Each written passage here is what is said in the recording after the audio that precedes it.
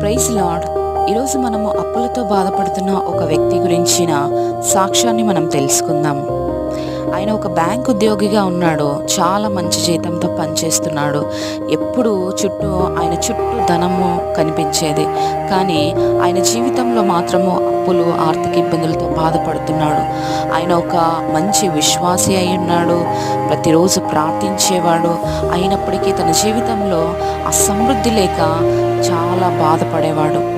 అయితే ఒకరోజు అనుకున్నాడు, రాత్రి ప్రార్థిస్తూ, ప్రభువా నన్ను నువ్వు ఆశీర్వదించగలవా, నన్ను దీవించగలవా అని అనుకున్నాడు. రాత్రి ఆయన పడుకున్నప్పుడు దూతలు వచ్చి ఆయన ఇంట్లో డబ్బులు పెడుతున్నట్టు ఆయన కలగన్నాడు. అయితే ఉదయాన్నే లేచి ఆలోచించి ఒకసారి ఆ పెట్టెను ఓపెన్ చేసి చూశాడు. ఆశ్చర్య రీతిగా అందులో విస్తారమైన ధనం ఉంది. నువ్వు ఈరోజు ఆలోచిస్తున్నావా, నేను అప్పులతో ఉన్నానని? దేవుడు నిన్ను ఆశీర్వదించగల సమర్థుడై ఉంటున్నాడు. ఆయన నమ్మి ప్రార్థించు.